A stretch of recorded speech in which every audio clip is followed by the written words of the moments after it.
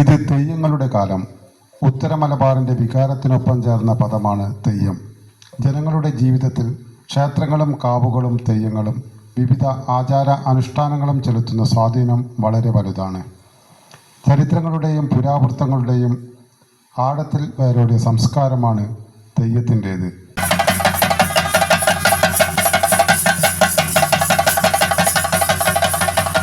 തെയ്യം എന്തുകൊണ്ട് മലയാളികളുടെ വികാരമായി മാറിയെന്ന ചോദ്യത്തിനുള്ള ഉത്തരമാണ് തെക്കൻ കരിയാത്തൻ തെയ്യത്തിൻ്റെ കൂടെ കെട്ടിയാടുന്ന കൈക്കോളൻ തെയ്യം.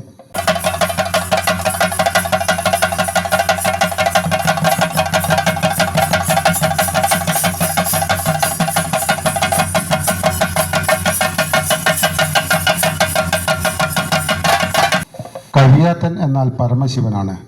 അച്ചിയും കുട്ടിയും തെക്കൻ ചാത്തു എന്നീ പേരിലും ഈ തെയ്യങ്ങൾ അറിയപ്പെടുന്നു. പ്രധാനമായും കുട്ടികളെയാണ് കൈക്കോളൻ തെയ്യമായി കെട്ടിയാടിക്കുന്നത്.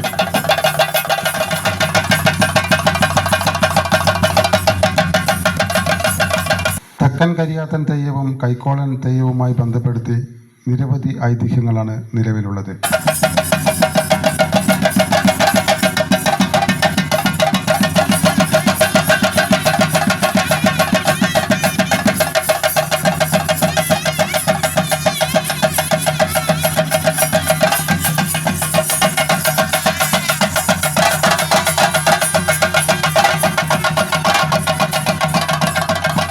തെക്കൻ കരിയാത്തൻ തന്നെ പരിഹസിച്ച ഒരു കുട്ടിയുടെ കൈ മുറിച്ചു കളഞ്ഞെന്നും കുട്ടി കരഞ്ഞപേക്ഷിച്ചപ്പോൾ കൈ തിരികെ നൽകുകയും പിന്നീട് കരിയാത്തൻ്റെ സേവകനായി മാറിയെന്നും കൈ നഷ്ടപ്പെട്ട കുട്ടിയുടെ സങ്കല്പത്തിൽ ഉള്ളതാണ് കൈക്കോളൻ തെയ്യമെന്നുമാണ് വിശ്വാസങ്ങളിൽ പ്രധാനം. വളരെ ലളിതമായ വേഷമാണ് കൈക്കോളൻ തെയ്യത്തിൻ്റേത്.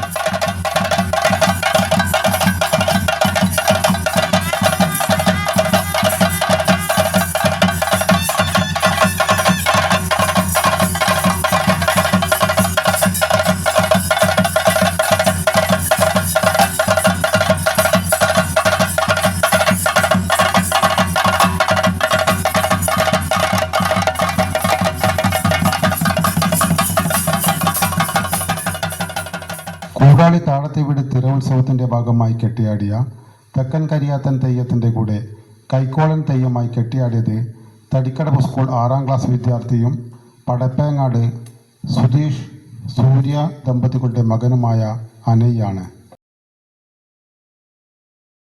ഭക്തർക്ക് അനുഗ്രഹ ആശിസ്സുകൾ ചൊരിയുന്നതിനൊപ്പം നൃത്ത ചുവടുകളിലൂടെ അവരെ ആനന്ദ നിർവൃതിയിൽ ആറാടിക്കാനും ഭക്തരുടെ മനം കവരുവാനും അനയ്ക്ക് സാധിച്ചു.